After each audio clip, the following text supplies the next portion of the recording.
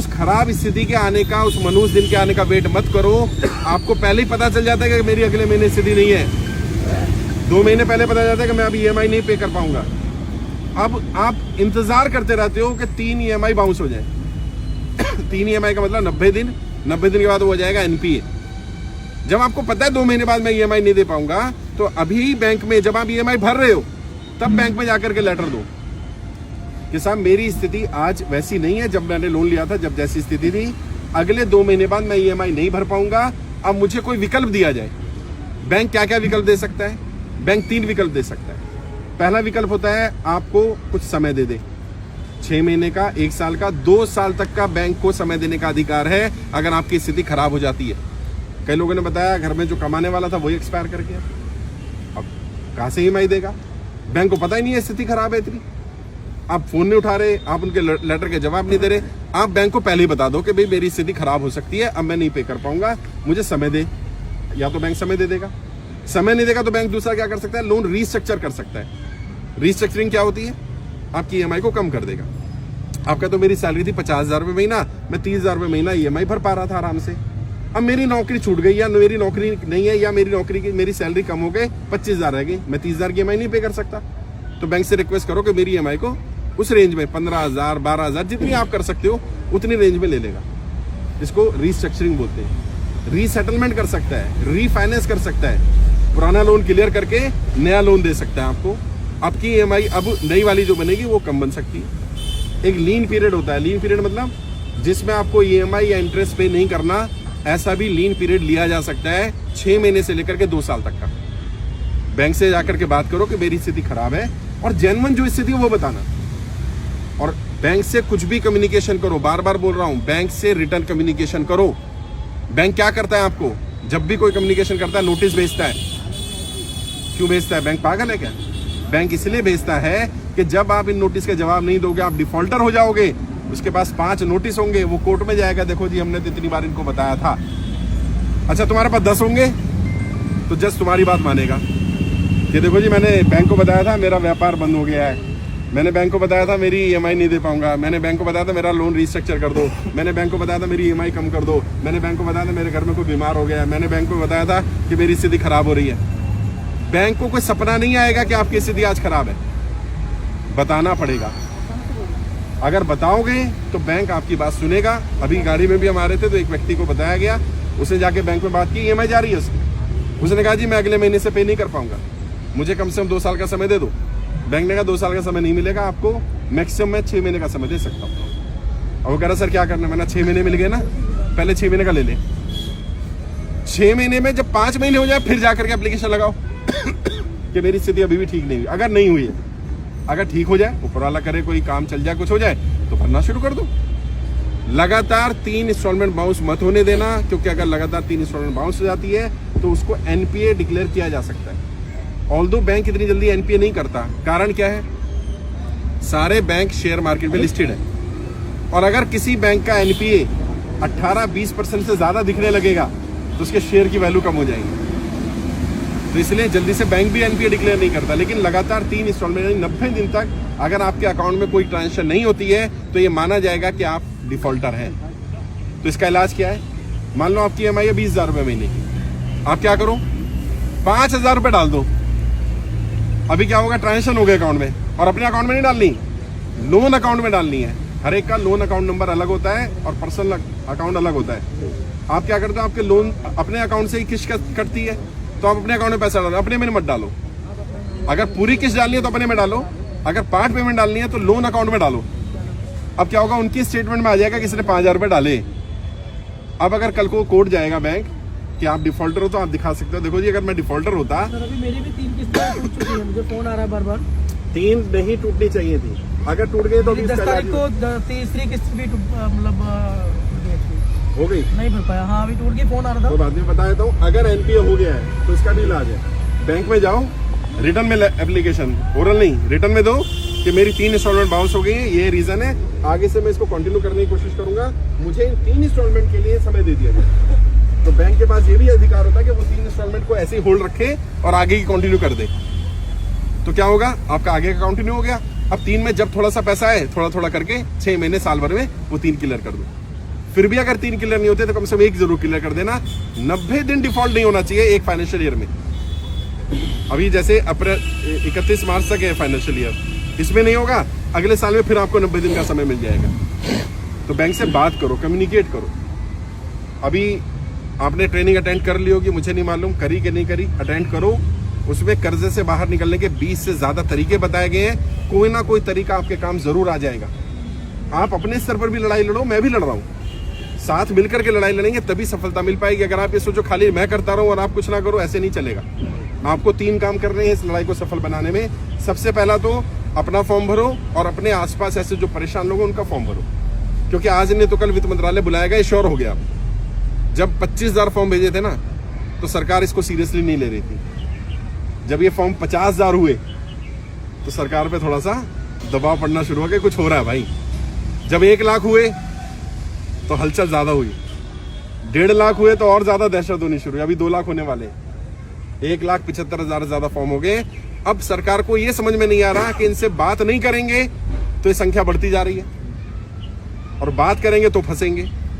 वैसे आपके लिए मैं जल्दी सुप्रीम कोर्ट में भी एक PIL लगाने जा रहा हूं, और उस PIL में सिर्फ एक ही बात पूछ रहे हैं, क्या सरकार अमीरों की तरह आम इंसान का कर्जा माफ करेगी या नहीं करेगी? हाँ या ना में जवाब दे दे। लेकिन मुझे मालूम है ये सवाल इतना आसान नहीं है, क्योंकि हाँ कहते हैं तो फंस जाएंगे, ना कहते हैं तो भी फंस जाएंगे। कई लोग मुझसे पूछ रहे सरकार जवाब क्यों नहीं दे रही? सरकार जवाब क्या दे? सरकार क्या जवाब दे कि मैं आम इंसान का लोन माफ नहीं कर रहा या कर रहा हूं? सरकार को क्या बोलना चाहिए? अगर बोले कि कर रहे हूं तो जिन अमीरों ने सरकार को पैसे दिए हैं वो कहेंगे भाई हमने पैसे दिए थे, तुम्हारी सरकार हमने बनवाई, लोन हमारा माफ करना था कि गरीबों का माफ करना था? और अगर कहें कि नहीं कर रहा तो जी गरीबों ने वोट किया है, वो कहे अच्छा बेटे। और सरकार को एक और डर है, वैसे तो रिकॉर्ड हो रहा है लेकिन मैं बता देता हूं, सरकार को ये डर है कि किसानों की तरह अगर ये लोग आके बैठ गए तो फिर क्या होगा, क्योंकि एक बार बेइज्जती हो चुकी है। वैसे हमारी कोई लड़ाई नहीं है किसी सरकार से, किसी नेता से, लेकिन उन्हें तो ये लग रहा है कि भैया जनता परेशान है। वित्त मंत्रालय भी जब गए लास्ट टाइम फाइल लेकर के, आपने वीडियो भी देखा होगा, वीडियो मैंने डाला था, वित्त मंत्रालय के अधिकारियों ने बोला है ऑफ रिकॉर्ड कि आप बहुत अच्छा काम कर रहे हो, हम पर भी कर्जा है। अब बताओ क्या करोगे? आप भी फॉर्म भर दो। कह रहे हम पर भी कर्जा है, आप अच्छा काम कर रहे हो। यहाँ भी कई सरकारी एम्प्लॉय आए, भाई क्या करता है, सरकारी में सैलरी कम होती है तो थोड़ा बहुत इधर उधर से लोन लेके वो कुछ व्यापार कर लेता है, काम धंधा कर लेता है, और इसमें कोई बुराई भी नहीं है। अभी क्या हुआ, उसका धंधा चौपट हो गया, अब वो परेशान हो रहा है, क्या करूं मैं? तो उन्होंने कहा आप काम अच्छा कर रहे हो, लेकिन सरकार के साथ समस्या ये है कि सरकार माफ करे तो फंसे और ना माफ करे तो फंसे। कह रहे हैं आपने ऐसी स्थिति डाल दी है। तो भैया मेरा तो मानना एक ही है, सरकार में बैठे कुछ लोग ये कह रहे थे कि लोग परेशान नहीं है। अभी 3-4 दिन पहले वित्त मंत्रालय का स्टेटमेंट आया कि अब कोरोना की आपदा से लोग उबर चुके। मैंने उनसे एक ही बात बोली कि आप आके मेरे साथ देखो तो सही, अब ज्यादा दिक्कत आ रही है। उस समय तो लोगों ने अपना पैसा कहीं से उधार लेके, यहाँ से लेके, वहां से लेके कोरोना का टाइम निकाल दिया, लेकिन कभी तो देना पड़ेगा ना। बिल्कुल सही। आज दिक्कत आनी शुरू हुई और बहुत सारे लोगों ने सुसाइड किया है। ऐसा कोई गलत कदम मत उठाइए, क्योंकि अगर आप ही नहीं बचे तो ये लड़ाई लड़ूंगा किसके लिए? भाई मेरे ऊपर कर्जा नहीं है, मेरी टीम पर, इन पर कर्जा नहीं है, संजय जी पर कर्जा नहीं है, मधु मैडम पर कर्जा नहीं है, राहुल जी पर कर्जा नहीं है, जो लोग हमारी टीम में जुड़े किसी पर कोई कर्जा नहीं है। मैं लड़ाई लड़ रहा हूँ आप लोगों की, जनता की। आप ही नहीं बचेंगे तो फिर लड़ूंगा किसके लिए भाई? दूसरा काम क्या करना है, संगठित होना पड़ेगा। अभी जैसे एक बहन आई, उनको घर से निकाल दिया गया, कमाई का कोई साधन नहीं है, उनका मकान की कीमत 16 लाख रुपए वो बता रही है और 6 लाख 7 लाख रुपए मकान बेच दिया गया। फिर इस तरह का फ्रॉड मत करो लोगों के साथ। कैसे कैसे घर बनता है, लोगों को शर्म नहीं आती है कि बैंक उनका घर छीन ले। कम से कम जितनी कीमत का है उतनी कीमत में बेच दो। अभी मैं वेस्ट बंगाल गया, 80 साल के बुजुर्ग आए, मेरे पैरों में पड़ के रोने लगे। कहते सर मैंने पोल्ट्री फार्म के लिए लोन लिया था, 4.5 करोड़ रुपए का मेरे ऊपर लोन है, 15 करोड़ रुपए मेरी वैल्यू है प्रॉपर्टी की, बैंक ने 3.5 करोड़ में बेच दी। बताइए, कह रहे मेरे ऊपर 1 करोड़ रुपए और निकाल दिया और मेरा घर भी बेच दिया। मतलब कितनी बदमाशी यार। अभी मैं महाराष्ट्र गया था, आपने देखा होगा, मैं नासिक में एक बहन आई, वो कहती है कि मेरे पति एक्सपायर कर गए, उनका लोन इंश्योर्ड था, क्योंकि जब भी बैंक लोन देता है तो क्या कहता है, आपका लोन इंश्योरेंस होना पड़ेगा, बिना इंश्योरेंस के नहीं देंगे। जी जी करते हैं। जब वो एक्सपायर हो गए तो किस्त लेने आ गए। तो मैंने कहा कि उस लेडी ने कहा कि भाई, मैंने बताया उनको क्या मेरे पति का तो लोन इंश्योर्ड था। कहते नहीं जी, लोन इंश्योर्ड नहीं था उनका, वो तो इंश्योरेंस इसलिए लिया जाता है, इंश्योरेंस का अमाउंट, ताकि लोन की सेफ्टी रहे, बंदे का इंश्योरेंस नहीं है। क्या सेंस है यार, मतलब मूर्ख बनाया जा रहा है। अगर लोन दिया है और जब ये बोल के दिया इंश्योर्ड है, तो इंश्योर्ड का मतलब बंदा क्या सोचता है कि अगर मुझे कुछ हो गया तो मेरे बच्चों को लोन नहीं भरना पड़ेगा। बिल्कुल बिल्कुल। लेकिन बाद में बताया जाता है कि जी अभी पंजाब में क्या हमें बताया कि आधा लोन इंश्योर्ड है। अब आधा कौन इंश्योर्ड कर देता है भाई? तो मिस सेलिंग हो रही है, बहुत ज्यादा गलत किया गया है। प्रॉब्लम ये थी कि जनता की बात कोई उठा ही नहीं रहा था। यहाँ भी कल मैं नोएडा में था, लोगों ने कहा सर सबसे बड़ा काम आपने पता क्या किया?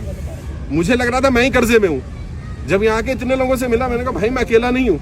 हिम्मत बन गई कि यार इतने सारे लोग हैं और हम साथ मिलकर के लड़ाई लड़ लेंगे। मैं आपकी लड़ाई तभी लड़ पाऊंगा जब आप अपनी लड़ाई लड़ने को तैयार होगे। किसी के साथ बदतमीजी मत करना। हम तभी सफल हो पाएंगे जब हमारी तरफ से कोई गाली गलौज बदतमीजी ना हो। लेकिन अगर कोई तुम्हें गाली गलौज कर रहा है, बदतमीजी कर रहा है, मिसबिहेव कर रहा है, उसकी रिकॉर्डिंग कर लो। और आपका भाई इतना कमजोर नहीं है, अगर हम उस रिकॉर्डिंग हमें मिल जाएगी, हम उस पर एक्शन लेंगे। अभी कई NBFC कंपनीज बंद कराई गई है, कई रिकवरी एजेंट्स को पकड़ा गया है। मैंने रिकवरी एजेंट पे वीडियो भी डाली थी। 90% रिकवरी एजेंट नकली है, फर्जी है। जब भी आए उसका आई कार्ड चेक करो। आपने कोई गुनाह थोड़ी कर दिया यार। अभी कल भी क्या हुआ, राजस्थान में आकर के बैठ गया घर में, 2 घंटे से बैठा हुआ है, महिलाएं घर पर है, पुरुष है नहीं, अधिकारी नहीं है। आधे घंटे से ज्यादा किसी रिकवरी एजेंट को आपके घर बैठने का अधिकार नहीं है। सर मेरे घर पे भी आई थी, मेरी वाइफ से बदतमीजी की। जब उन्होंने आई कार्ड मांगा तो आई कार्ड नहीं दिखाया, ऊपर से एक गाली भी निकाली। रिकॉर्ड कर लो सर मैं घर पे नहीं था, वाइफ से बच्चा था छोटा। रिकॉर्ड कर लो, रिकॉर्ड करो, क्योंकि आपको अपने अधिकार नहीं पता है, इसलिए वो आप पर चढ़ रहे हैं। क्या क्या मांगो? आई कार्ड मांगो, फिर रिकवरी का एक उनको ऑर्डर मिलता है, जॉब ऑर्डर जिसको बोलते हैं, कि आपको ऑर्डर मिला है दिखाइए जरा, वो पेपर होना जरूरी है। प्लस उनके पास DRA का लाइसेंस या सर्टिफिकेट होना जरूरी है। DRA का जिसके पास सर्टिफिकेट होगा वो गाली गलौज कर ही नहीं सकता, क्योंकि उनकी ट्रेनिंग में पहली चीज ये सिखाई जाती है कि आपने सर या मैडम कहकर बात करनी है, आप गाली गलौज नहीं कर सकते। यानी जो गाली गलौज कर रहा है वो नकली है। रिकॉर्डिंग करो उसकी कंप्लेंट करो। जब तुम्हें अपने अधिकार पता चलेंगे तो बदतमीजी करना बंद कर देंगे। फिर भी मेरे से कोई भी मदद चाहिए, मैंने जैसे कहा मैं सुप्रीम कोर्ट तक जाने की कोशिश कर रहा हूं आप लोगों के लिए, जहां तक हो सके लेकर जाएंगे। हो सकता है वित्त मंत्रालय आपको बुलाए, क्योंकि आप में से कई लोगों की फाइलें भेजी जा चुकी हैं। आज रजिस्ट्रेशन नंबर भी दूंगा। हो सकता है आपको कॉल आ जाए, हो सकता है आपको वहां से मैसेज आ जाए, हो सकता है कोई बंदा आ जाए। जेन्युइन स्थिति बताना अपनी, और जो सच है वो बोलना। देखो, क्योंकि सरकार से छुपा नहीं पाओगे, सरकार को तुम्हारी स्थिति पता चली जाएगी। अगर कहीं गलत भी हो गया, कहीं पैसा लगा दिया, डूब गया, कुछ हो गया, बस सच बता दो भाई ये हुआ था, अब हो गया मेरे से। उसमें क्या होगा, सरकार जितना हो पाएगा मदद करेगी। एक और आखिरी चीज, कई लोग कल भी सवाल कर रहे थे और ये सबके सवाल है कि सर मेरा प्राइवेट फाइनेंसर का पैसा है या मेरा रिश्तेदार से लिया है, मैंने किसी अपने साले से ले लिया, जीजाजी से ले लिया, जान पहचान में ले लिया, अब उनका लोन का क्या होगा? तो लोन माफी का प्रोसीजर समझ लो। 2 बार लोन माफ हुआ है किसानों का, एक बार 1990 में हुआ, एक बार 2008 में हुआ। लोन माफी का प्रोसीजर क्या है? मान लो इनसे मैंने पैसा लिया, मेरा लोन माफ कर दिया सरकार ने, इनके पैसे का क्या होगा? क्या इनका पैसा डूब जाएगा? और अगर इनका पैसा डूब गया तो फिर तो हमने एक को बचाने के लिए एक को मरवा दिया। जिस साहूकार से, जिस रिश्तेदार से, जिस जानकार से आपने पैसा लिया और उसका पैसा डूब गया, तो उसका भी तो परिवार है यार, उसने जरूरत पे हमारी मदद करी थी भाई।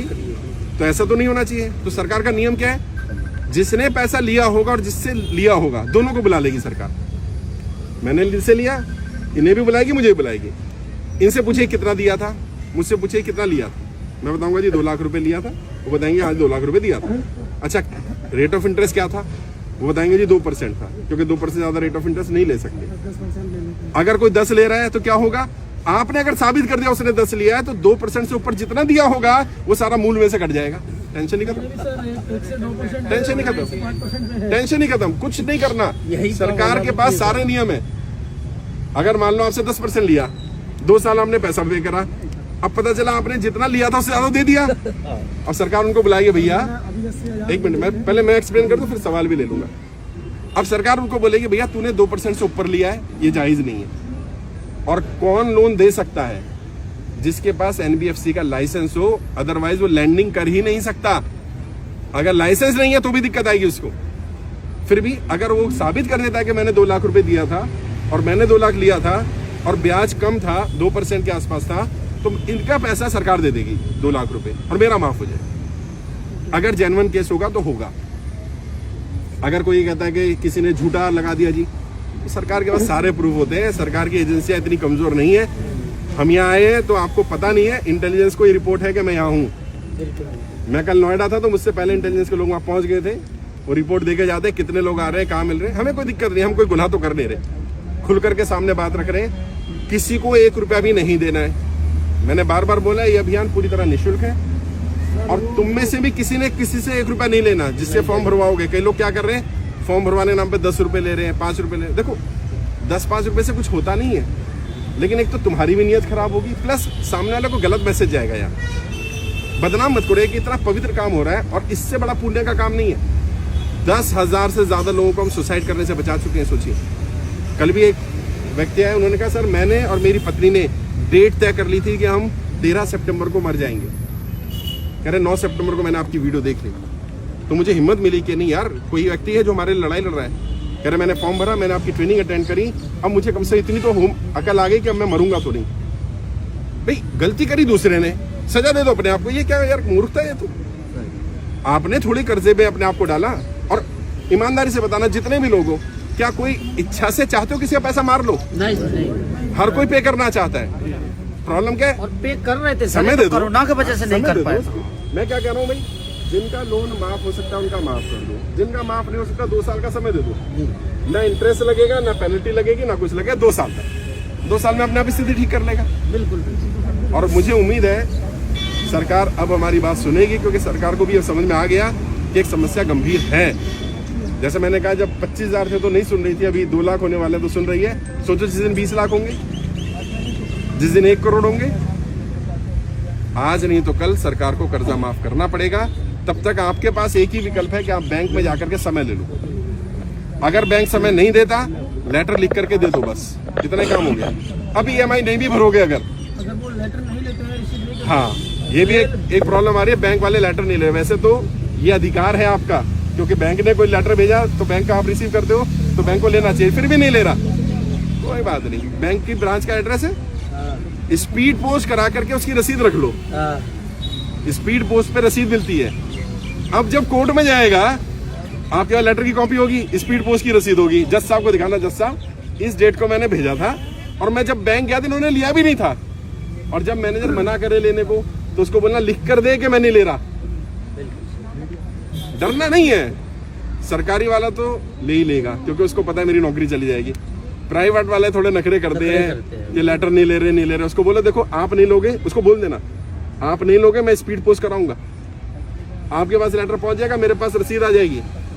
लेना तो आपको पड़ेगा ही, बेहतर है अभी ले लो, क्यों मेरे भी 25 रुपए खराब कर रहे हो। जब उसे पता चलेगा तुम्हें पता है अपने अधिकार, तो ले लेगा।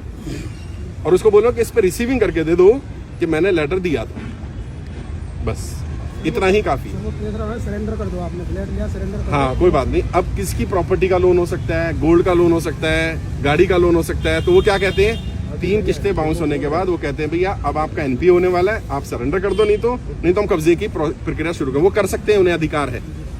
मैंने इसलिए कहा कि 3 किस्तें बाउंस मत होने दो बस। फिर भी अगर हो जाती है तो आप सेटलमेंट के लिए टाइम मांग लो। बैंक से कोई भी कम्युनिकेशन बंद मत करना। फोन आते हैं, फोन नहीं उठाना, मिलना नहीं, नोटिस का जवाब नहीं देना, इससे पता चलता है आप डिफॉल्टर। बेहतर ये रहेगा कि आप फोन भी उठाओ, बात भी करो, बैंक भी जाओ, मिलो भी, अपनी बात करते रहो, तो वो समय देता रहेगा। एक्चुअल में हमें करना क्या है, सीधी सी बात है, हमें इतना समय ले लेना है जितने दिन में वित्त मंत्रालय से जवाब आ जाए। आज मैं आपको रजिस्ट्रेशन नंबर आपका दे दूंगा, अब आपका हाथ और मजबूत हो जाएंगे।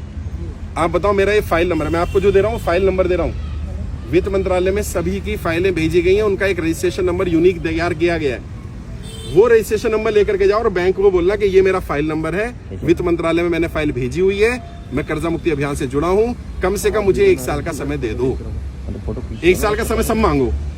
किसी को लग रहा है कि 1 साल का नहीं देगा तो भी मांगो, अपनी तरफ से मत सोचो कितना देगा नहीं देगा। घबराना नहीं है, डरना नहीं है, लड़ेंगे और सफल होंगे। मुझे पूरा विश्वास है कि सरकार जनता की बात सुनेगी। जनता की बस संख्या बल दिख जाए उसे। अभी वो दिख नहीं रहा था ना, अब दिखने लगा। अब उन्हें ये भी डर है कि ग्राउंड पे मिल रहा है। अभी मैं वेस्ट बंगाल होकर के आया, अभी मैं महाराष्ट्र होकर के आया, पंजाब होकर के आ गया, मैं गुजरात हो आया हूँ, अभी मैं मध्य प्रदेश जाने वाला हूँ, राजस्थान जाने वाला हूँ, यूपी होकर के आया हूँ, मैं देश के हर राज्य में जा रहा हूँ, हर डिस्ट्रिक्ट में जा रहा हूँ। और आप हैरान होंगे जान करके कई कई जगह तो 500-500 हजार लोग आ रहे हैं। महाराष्ट्र में एक गाँव में क्या पूरा गाँव कर्जे में, आप वीडियो देखना, वो 650 लोग थे जिन्होंने फॉर्म भरा एक ही गाँव के। वो कह रहे साहब किसान क्रेडिट कार्ड के नाम पे हमें लोन दे दिया, अब हमारी फसल खराब हो गई है, बैंक वाला सुन नहीं रहा, कह रहे हैं हम तो फसल जब्ती कर लेंगे, आपकी जमीन जब्ती कर लेंगे। तो ऐसी बदमाशी नहीं चलेगी। बैंक वालों को भी समझना चाहिए कि आज स्थिति खराब है और आप अपना एक और काम कर लो, जो भी आपकी स्थिति हुई है उसको विस्तार से लिख कर रखो। कल को पुराना ना करे आपको कुछ हो जाए, कल को वित्त मंत्रालय बुला ले तो मंत्री के पास समय नहीं होता इतना, 1 मिनट का समय भी नहीं देंगे, वो कहेंगे तुरंत बताइए क्या है, आपका कुछ है नहीं लिखा हुआ, अपनी पूरी व्यथा लिख दो। जी मैं ऐसा व्यापार कर रहा था, ये कर रहा था, वो कर रहा था, नोटबंदी आई, इससे ये दिक्कत आई, जीएसटी आई, जो भी दिक्कत आई, लॉकडाउन लगा उस दिन से मेरे पास ये दिक्कत आई, उससे पहले मैं भर पा रहा था, ये हो रहा था, वो हो रहा था, अब नहीं कर पा रहा हूँ। अब वित्त मंत्रालय क्या करेगा, आपकी फाइल निकलवाएगा, इनकम टैक्स की फाइल, बाकी फाइलें, किसने पहले कितना रिटर्न भरा है, बाद में कितना भरा है, सामने आ जाएगा। अगर मानो उससे पहले आपकी EMI सही जा रही थी, लॉकडाउन के बाद दिक्कत आई, तो सरकार को पता चले ना लॉकडाउन से दिक्कत आई है, कुछ नहीं छुपेगा जो जेन्युइन है। भैया कई लोग यहाँ फ्रॉडी भी घुस गए हैं, ऐसे ही कर्जा मुक्ति के नाम पे फ्रॉड कर रहे हैं, पैसा मांग रहे हैं कि 2000 रुपए दे दो मैं लोन माफ कर दूं। भैया कोई ऐसे पैसे लेके लोन माफ नहीं कर सकता। और मैंने बार बार कहा है, फिर कह रहा हूँ, किसी को 1 रुपया भी नहीं देना। अगर कोई मेरे नाम से, मेरी टीम के नाम से पैसा मांगे, तुरंत पुलिस में कंप्लेंट कर दो, तुरंत। ये यार लोग वैसे परेशान है, लोगों की दिक्कतें इतनी ज्यादा है, किसी की मजबूरी का फायदा नहीं उठाना चाहिए। और वो लोग भी जो ऐसा कर रहे हैं उन्हें भी कहना चाहता हूँ, देखो इंसान के गरीब का कुछ नहीं होता, लेकिन गरीब का या तो दुआ है या बद्दुआ है, और गरीब की बद्दुआ भी और दुआ भी दोनों लगती है साथ। अगर उसके दिल से बद्दुआ निकली, लग जाएगी। तुमने तो 2-4 हजार रुपए ले लोगे, लेकिन कीड़े पड़ेंगे, कीड़े परिवार बर्बाद होते देखा है मैंने, बद्दुआ लग जाती है। दुआ लो, किसी की मदद करो, किसी का साथ दो यार। और इस समय आज जितने लोग आए सबका एक व्हाट्सएप ग्रुप भी बना दूंगा, आपस में भी संगठित रहो। कई लोग किसी को परेशान करते हैं, आसपास रहते हो 20 लोग इकट्ठे होकर पहुंच जाओ, हाँ भाई कैसे परेशान करा मेरे भाई को, मतलब लगा भाई इतने लोग ऐसे। समस्या पता क्या है, कर्जा एक ऐसी बीमारी है कि कहा भी ना जाए और सहा भी ना जाए, बंदा किसी को बताता ही नहीं। भैया शर्म छोड़नी पड़ेगी। अगर ये शर्म नहीं छोड़ोगे, अभी भी कई लोग शर्मा शर्मी में यहाँ नहीं आ रहे, किसी को पता न चल जाए। अच्छा जिस दिन घर भी गया पता चल जाएगा, जिस दिन गाड़ी उठा के लेके जाएगा पता चल जाएगा। घुटते रहते हैं सर, घुटते रहो, क्या फायदा। सामने आओ, बात करो और स्वीकार करो कि इसमें तुम्हारी गलती नहीं है, क्योंकि सच है ये, इसमें तुम्हारी गलती नहीं है। रेडिसन ब्लू होटल का मालिक था अमित जैन, 5-6 दिन पहले उसने सुसाइड किया। जब 1-1.5 महीने 2 महीने हो गए सुसाइड से, 5-6 दिन पहले उसने मेरे को फोन किया था। उसने सर मिलना चाहता हूँ, मैं दिल्ली में नहीं था, मैं आने वाला हूँ, मिलेंगे, मुलाकात करेंगे। जितने में दिल्ली आए इतने पता चला सुसाइड कर लिया। 600 करोड़ का लोन था उसके ऊपर। 40-45 साल की उम्र में जो आदमी 2000 करोड़ का एम्पायर खड़ा कर चुका था जीरो से, अगर 10-20 साल और जी जाता तो पता नहीं कितना बड़ा काम कर लेता वो आदमी। लेकिन वही रोज प्रेशर, इतना प्रेशर दिया, मर गया वो।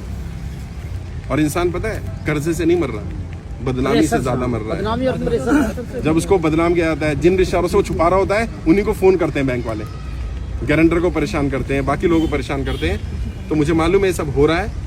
लड़ाई लड़ेंगे, साथ मिलकर लड़ेंगे तो जरूर सफल भी होंगे। एक दूसरे का साथ दो, जाति धर्म भाषा क्षेत्र लिंग का भेदभाव मत करो, हर किसी का साथ खड़े हो जाओ। इस समय सबको सपोर्ट की जरूरत है। बिल्कुल। अगर धर्म जाति में फंसे रहोगे, इसमें उसमें फंसे रहोगे, मैं इसके यहाँ क्यों जाऊँ, मैं उसके यहाँ, ऐसे मत करो। जिसको जरूरत है उसके यहाँ पहुंच जाओ यार, निस्वार्थ भाव से जाओ। मदद करोगे, मैं भी मदद करूंगा। और मैं आपसे वादा करता हूं, एक एक व्यक्ति का 1-1 रुपया कर्जा माफ कराऊंगा। ये अंतिम सांस तक ये लड़ाई लड़ूंगा मैं आपको, लेकिन मैं तभी लड़ पाऊंगा जब आप भी मेरा साथ दें। अभी मिलते हैं, बारिश हो गई, थोड़ा साइड में हो जाते हैं हम लोग। सर आप पीएल करिए, कई हजार सिग्नेचर्स मैं दूंगा। नहीं, लाखों में जाएंगे जी। मैं अपनी तरफ से हजारों सिग्नेचर्स दूंगा। बहुत बढ़िया, बहुत बढ़िया, बहुत बढ़िया। सर ये आपसे मिलने के लिए छत्तीसगढ़ से आए हैं 2 जने। अरे मैं तो आने वाला हूँ, रायपुर आ रहा हूँ मैं, इवेंट होने वाला है। नहीं बारिश हो रही है, शेड में हम लोग बैठ सकते हैं।